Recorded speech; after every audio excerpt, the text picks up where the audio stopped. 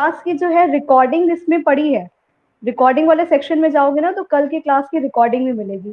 तो जिन बच्चों को अगर कल वाला में कुछ प्रॉब्लम था तो वो रिकॉर्डिंग सेक्शन में जाके देख सकते हैं।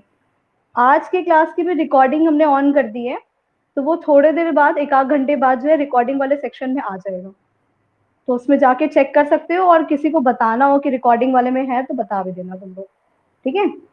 और इसी क्लास में स्टडी मटेरियल वाले में पूरी फोटो भी डाल देते हैं हम डेली, तो जो नोट्स की होती है, जो भी क्लास खत्म होती है उसकी फोटोज तुरंत उसमें चली जाती है इमेजेस वाले कॉलम में।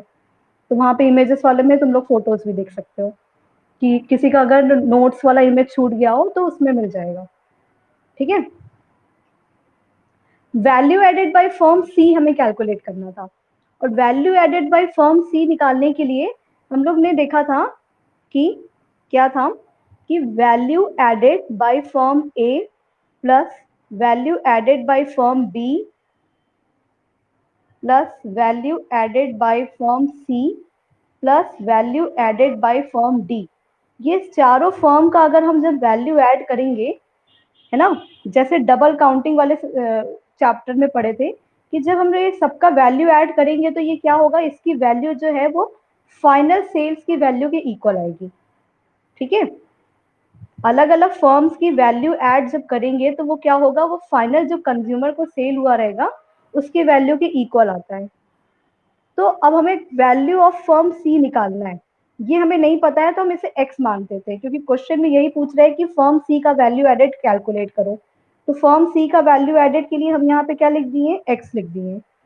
अब फर्म ए का वैल्यू एडेड कैलकुलेट करेंगे, कुछ आएगा उसकी वैल्यू, फिर फर्म बी का कुछ वैल्यू एडेड कैलकुलेट करेंगे इसके अंदर, फिर फर्म डी का भी कुछ वैल्यू एडेड कैलकुलेट करेंगे इस कॉलम के अंदर। उसके बाद टोटल सेल, टोटल सेल की वैल्यू क्वेश्चन में दी हुई है कि ये जो टोटल सेल है वो कितना है, 1300 दिया हुआ है। समझ में आया इतनी बात। अब क्या हुआ कि फर्म ए का वैल्यू एडेड कैलकुलेट करने के लिए देखते हैं क्वेश्चन में क्या क्या इन्फॉर्मेशन दी हुई है, और ये पता है ना वैल्यू एडेड कैसे निकलता है, sales plus change in stock minus intermediate. तो ये हमें मान के चलना है क्या, कि sales plus change in stock है ये, और ये माइनस इंटरमीडिएट है। उसी तरीके से यहाँ पे भी sales plus change in stock minus intermediate, यहाँ पे भी, यहाँ पे भी, ये चारों तीनों का निकालेंगे तो इसी तरीके से निकालेंगे। क्वेश्चन में पहला वाला पॉइंट बोल रहा है कि sales by firm A to firm B, sales by firm A मतलब फर्म ए ने बेचा, किसको बेचा, फर्म बी को बेचा, यानी परचेज करने वाला कौन हुआ, फर्म बी हुआ। जब फर्म ए बेच रहा है तो फर्म ए के सेल्स में 200 रुपीज ऐड कर दिए हम। उसके बाद फर्म बी खरीद रहा है तो फर्म बी के परचेजेस में यानी माइनस इंटरमीडिएट में क्या हो जाएगा, 200 रुपीज यहाँ चला जाएगा, ठीक है। ये हो गया पहले वाला क्वेश्चन। अब सेकेंड बोल रहा है कि value added by firm B 400 rupees. हम लोग यहाँ पे फर्म बी का वैल्यू एडेड ही तो कैलकुलेट कर रहे थे इस ब्रैकेट के अंदर, और इस बार क्या हुआ ना, पूरा पूरा क्वेश्चन में वैल्यू एडेड की वैल्यू दे दी, मतलब वैल्यू एडेड ही बता दिया कि फर्म बी का वैल्यू एडेड 400 है, यानी कि इस 400 के अंदर जो भी उसका परचेज होगा और जो भी उसका सेल होगा वो सब ऑलरेडी क्या होगा, इंक्लूडेड होगा। समझ में आया, हम लोग वैल्यू एडेड ही तो फर्म बी का कैलकुलेट कर रहे थे, और वैल्यू एडेड की वैल्यू ही दे दी हमको 400, यानी कि उसके अंदर जितना भी सेल है, चेंज इन स्टॉक है और इंटरमीडिएट है, इस 400 के अंदर सारी चीजें ये इंक्लूडेड है। तो हमें अलग से 200 का कोई काम नहीं है, हम जान लिए कि फर्म बी का वैल्यू एडेड कितना है, 400 है, क्योंकि क्वेश्चन में दे दिया। ये वाली बात समझ में आई।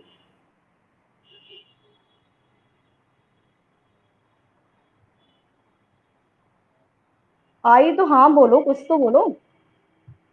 Yes ma'am.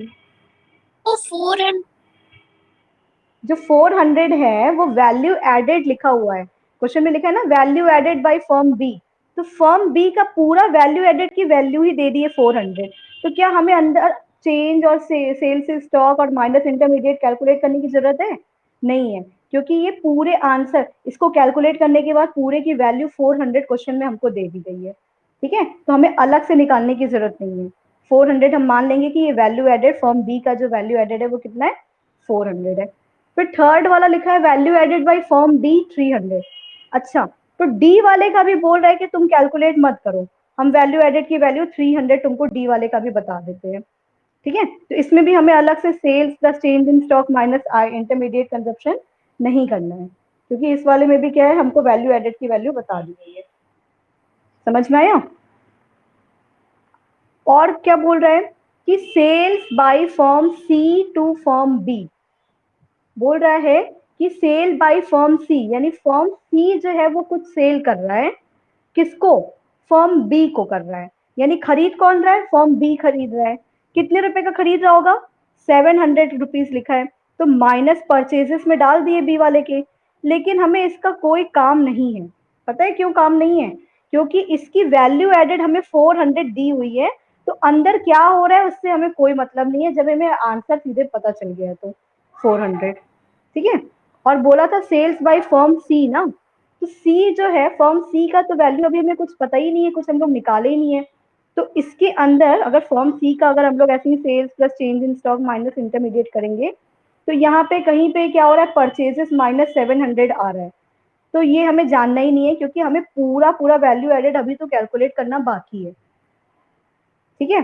तो अभी और उसके बाद फाइनल सेल तो 1300 लिखा हुआ था, तो वैल्यू एडेड बाय फर्म ए कितना आया? सिर्फ 200 आया, क्योंकि इसके बाद और कुछ नहीं मिला यहाँ पे। तो फर्म ए का वैल्यू एडेड हो गया 200, फर्म बी का वैल्यू एडेड कितना हो गया? 400 हो गया। फर्म सी का वैल्यू एडेड हमें नहीं पता, क्योंकि वही हमारे एक्स मान के चले थे, कैलकुलेट करना है। इस 700 को इग्नोर करना, क्योंकि फर्म सी का हमें पूरा पूरा कैलकुलेट करना है। सिर्फ परचेसेस जान के हम करेंगे क्या? हमें पूरा पूरा वैल्यू एडेड कैलकुलेट करना है, इसलिए फर्म सी को हम एक्स ही लिख के छोड़ देंगे। उसके बाद फर्म डी जो है उसकी वैल्यू एडेड लिखी हुई थी यहाँ पे 300, और इन सब का सम कितना आया था? Total sales, final sales 1300। अगर हम इसको कैलकुलेट करेंगे 200 प्लस 400 प्लस 300, तो 900 आएगा, यानी x प्लस 900 इज इक्वल्स टू 1300। तो x की वैल्यू कितनी आ जाएगी? 1300 माइनस 900, यानी कितना हो जाएगा? 400। मतलब x की वैल्यू कितनी आ गई? 400, और x क्या था? वैल्यू एडेड बाय फर्म सी था 400, तो फर्म सी का वैल्यू एडेड कितना हो जाएगा? 400 हो जाएगा। समझ में आया? क्या ये क्वेश्चन समझ में आया? क्वेश्चन को ध्यान से पढ़ना है। अगर वैल्यू एडेड दिया हुआ है तो अंदर का जो चीजें हैं, सेल्स, चेंज इन स्टॉक और इंटरमीडिएट, उसे अलग से कैलकुलेट नहीं करने की जरूरत है, क्योंकि हमें सीधे आंसर पता चल गया। बोलो।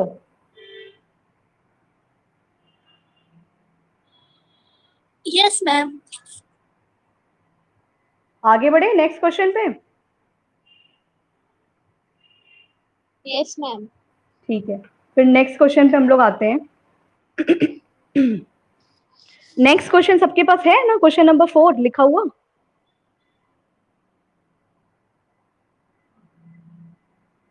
बोलो।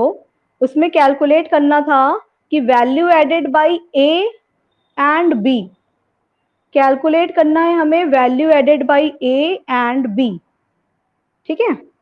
तो क्वेश्चन नंबर 4 को सॉल्व करने के लिए बोला है कि value added by A calculate करो और value added by B calculate करो। यही करना है सॉल्व हमें, ठीक है। कैसे वैल्यू एडेड कैलकुलेट होता है? फॉर्मूला क्या होता है? Sales plus change in stock, है ना, माइनस इंटरमीडिएट कंजप्शन। और यहां पे भी वही फॉर्मूला लिख देते हैं, क्या? Sales plus change in stock फिर माइनस इंटरमीडिएट कंजप्शन, ठीक है। वैल्यू एडेड फॉर्म ए का कैलकुलेट करना है, वैल्यू एडेड फॉर्म बी का कैलकुलेट करना है। क्वेश्चन में यही बोल रहा है। सबके पास क्वेश्चन है ना? Yes ma'am. अच्छा ठीक है, अपने क्वेश्चन में देखते जाना, एक एक चीज हम लोग पढ़ेंगे और उसे नोट करते जाएंगे। बोल रहा है कि sales by firm B to government, by firm B लिखा हुआ है, यानी कि फर्म बी सेल कर रहा है, किसको सेल कर रहा है? गवर्नमेंट को कर रहा है। तो सेल्स, वो जो वैल्यू एडेड बी वाला है उसके सेल्स में हम लोग क्या करेंगे? यहाँ पे 1000 रुपीज लिख देंगे क्योंकि 1000 रुपये का सेल कर रहा है गवर्नमेंट को, कोई प्रॉब्लम नहीं। फिर लिखा है क्वेश्चन सेकेंड वाले पॉइंट में कि सेल्स बाय फर्म ए 5000 है ना। देखो लिखा हुआ है यहाँ पे कि सेल्स बाय फर्म ए कितना है अमाउंट, 5000 अमाउंट है। यहाँ पे लिखा है सेल्स बाय फर्म ए। अब किसी को ये बात याद है कि हम बोले थे कि अलग से अगर सेल्स या टोटल सेल्स लिखा रहेगा तो उसके अंदर हमें sales by government, sales to household, sales to firm ये कैलकुलेट नहीं करना पड़ेगा। याद है ये वाली बात?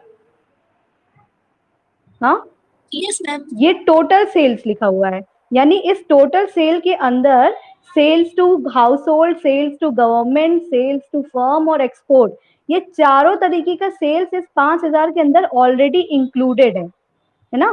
तभी ये सिर्फ कुल मिला के पूरा जो सेल आया उसकी वैल्यू आई है, ठीक है। अच्छा अभी दिखा भी देते हैं तुम्हें कि क्या बोल रहे हैं यहाँ पे।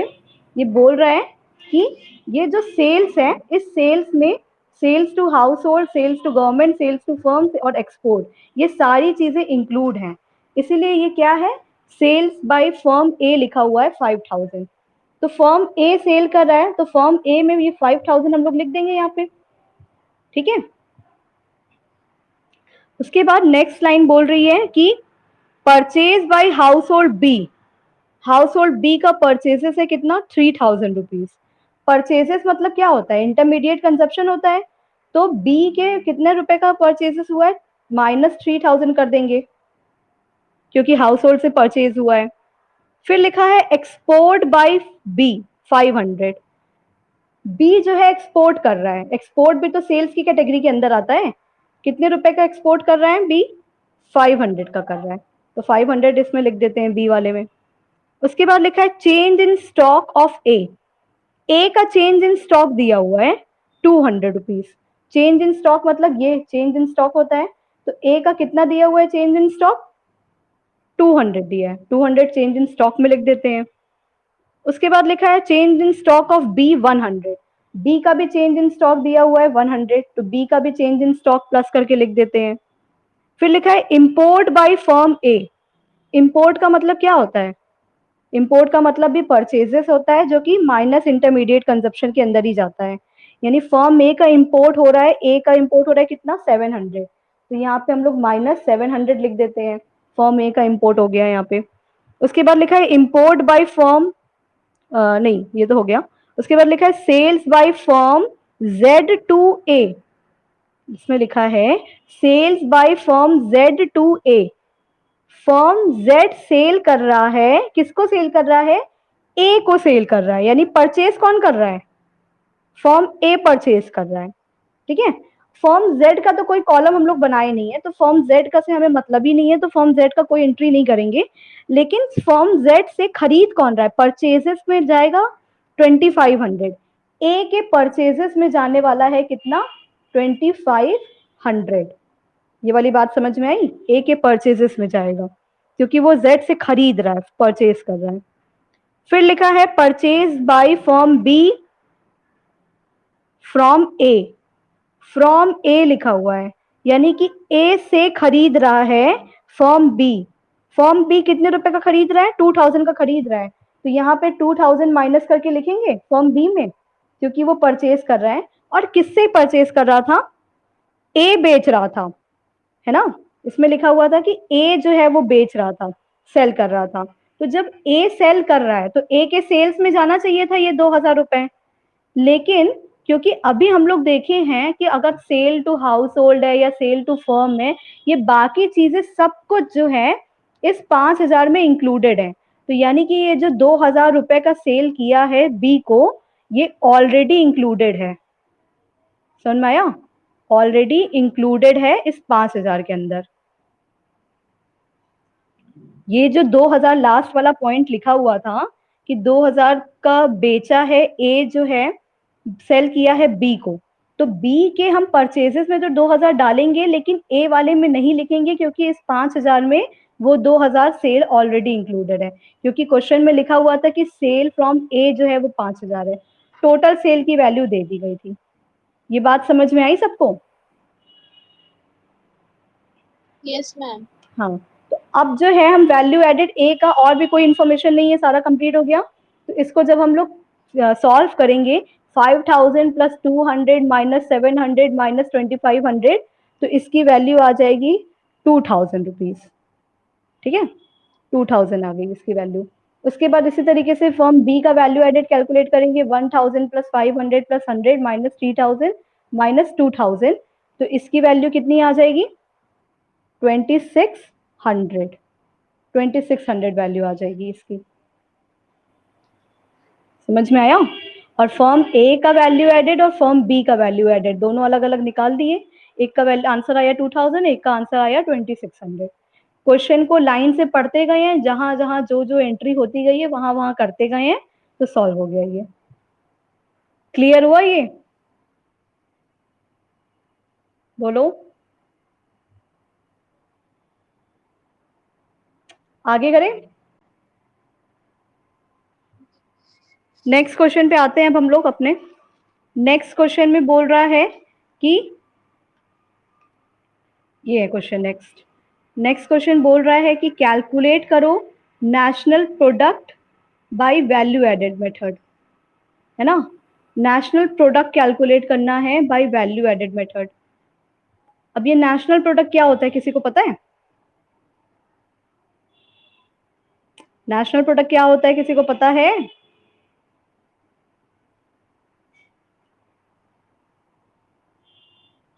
कोई नहीं बोलेगा। मैम नेशनल इनकम को। हाँ बिल्कुल, नेशनल इनकम को ही नेशनल प्रोडक्ट बोलते हैं, है ना? तो हमें वही कैलकुलेट करना है, और जितनी इंफॉर्मेशन दी है सिर्फ उतने की हेल्प से ही, उतने से ही कैलकुलेट करना है।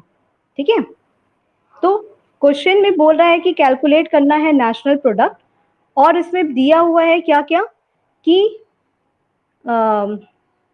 Bye value added method A B C R 3 industries. 3 industry है ए बी और सी। ठीक है, तो अगर हम ऐसे एक कॉलम बना के सॉल्व करते हैं, मान लो कि एक इंडस्ट्री है ए, एक इंडस्ट्री है बी और एक इंडस्ट्री है सी। 3 इंडस्ट्री है।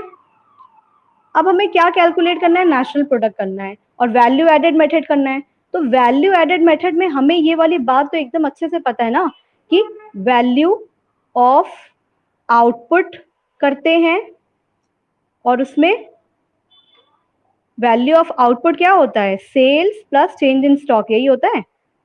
शॉर्ट में लिख देते हैं ताकि याद रहे सबको, है ना? वैल्यू ऑफ आउटपुट ऐसे ही निकलता है, sales plus change in stock करके। और उसमें से इंटरमीडिएट कंजप्शन जो होता है, जिसे हम बोलते हैं value of input. Value of input, input क्यों कह रहे हैं, क्योंकि इसके अंदर रॉ मटेरियल और ये सारी चीजें आती हैं, तो इसको वैल्यू ऑफ इनपुट भी तो बोल सकते हैं। तो इंटरमीडिएट कंजप्शन माइनस करते हैं। जब हम लोग वैल्यू ऑफ आउटपुट में से इंटरमीडिएट कंजप्शन माइनस करते हैं, तो क्या निकल जाता है, वैल्यू एडेड, है ना? वैल्यू एडेड का यही फॉर्मूला होता है ना कि वैल्यू ऑफ आउटपुट में से इंटरमीडिएट कंजप्शन माइनस करो तो क्या निकल जाएगा, वैल्यू एडेड निकल जाएगा। ये बात समझ में आई सबको? कोई प्रॉब्लम है यहाँ पे ऐसे लिखने में? बोलो। क्वेश्चन में 3 तरह के फर्म इंडस्ट्री दी हुई थी, इंडस्ट्री ए, इंडस्ट्री बी और इंडस्ट्री सी। अब क्वेश्चन पढ़ते हैं। लिखा है कि A sell for rupees 300 to B and for 200 to C। A ने सेल किया, तो A के सेल में 300 टू B, पहले 300 रुपए बेचा किसको, B को, तो B के परचेजेस में 300 रुपए जाएगा। A ने सेल किया और B ने परचेज किया 300 रुपए का। उसके बाद लिखा है A ने सेल किया फॉर रुपीज 200 टू C, तो A का 200 रुपए का और सेल हुआ है, लेकिन इस बार कौन खरीदा है, C खरीदा है 200 रुपए का, तो C में भी 200 रुपए लिख दिए। क्लियर हुआ इतना? फिर आगे बोल रहा है कि B sale for 100 to private consumer and for 300 to C। B ने सेल किया है 100 रुपए का किसको, प्राइवेट कंज्यूमर को। अब ये जो प्राइवेट कंज्यूमर है इसका कोई कॉलम हम लोग नहीं बनाए हैं, तो इस कौन खरीदा ये इसमें नहीं लिखेंगे, प्राइवेट कंज्यूमर को 100 रुपए का सेल किया तो सेलिंग वाले में हम लोग डाल दिए बी के 100 रुपीज। उसके बाद बोला है फॉर 300 टू सी, 300 रुपए का भी और सेल किया। किसको सेल किया? सी को किया, यानी सी खरीदा होगा 300 रुपए का, तो सी के परचेजेस में -300 चला गया। -300 नहीं, मतलब उसके परचेजेस में 300 रुपए और ऐड हो गया कि 300 रुपए का और परचेज कर लिया है ये। यहां तक क्लियर है सबको?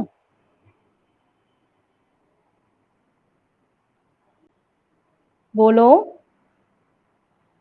Yes ma'am. अच्छा, सी, अब एक लास्ट लाइन लिखी है कि सी ने सेल किया 1200 का प्राइवेट कंज्यूमर को।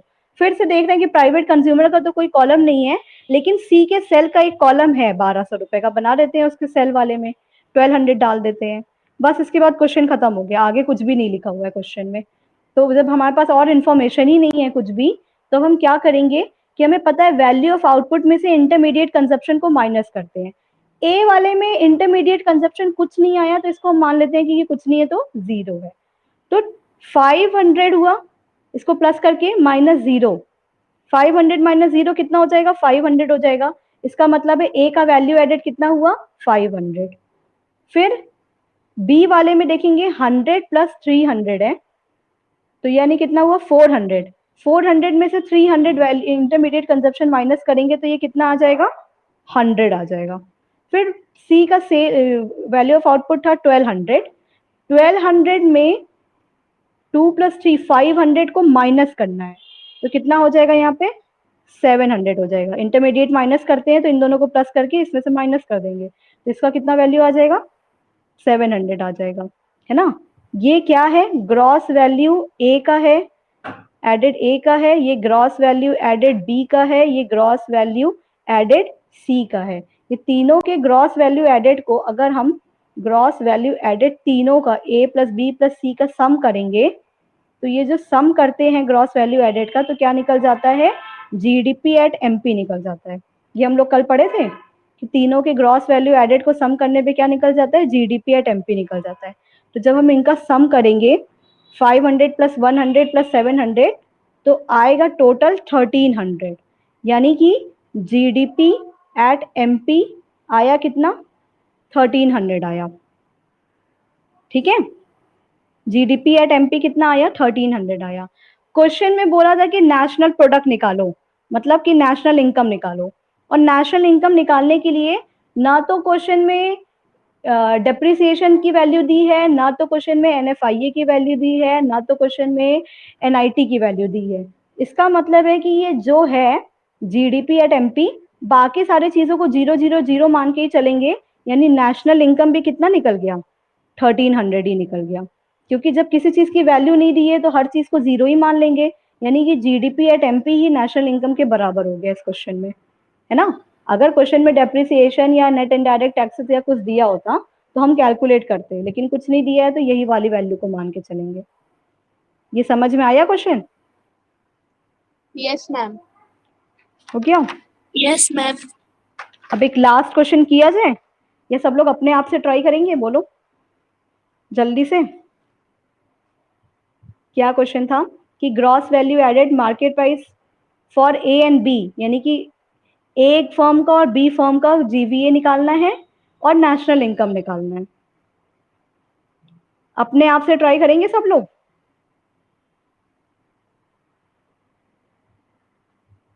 बोलो। हर बार ऐसे ही लिख के करना है कि sales plus change in stock minus intermediate करके एक एक लाइन पढ़ते जाओ और एक एक चीजें सॉल्व करो। सब लोग जो है इस क्वेश्चन को ट्राई करेगा अपने आप से एक बार, क्वेश्चन नंबर 6 को, और फिर हमें भेजेगा फोटो, और नहीं अगर समझ में आएगा तो हमसे पूछेगा ग्रुप में कि इसको आप बता दीजिएगा अगली क्लास में फिर से। ठीक है, बोलो।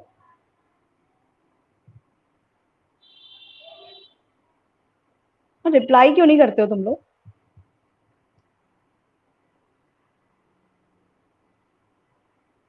ये क्वेश्चन अपने आप से सब लोग ट्राई करना, नहीं समझ में आएगा तो हमसे बोलना कि फिर से सॉल्व करा दीजिए, तो हम फिर से करा देंगे कल की क्लास में। ठीक है, किसी का जवाब नहीं आ रहा है। क्लास ओवर कर रहे हैं, अब नेक्स्ट क्लास का टाइम हो गया है।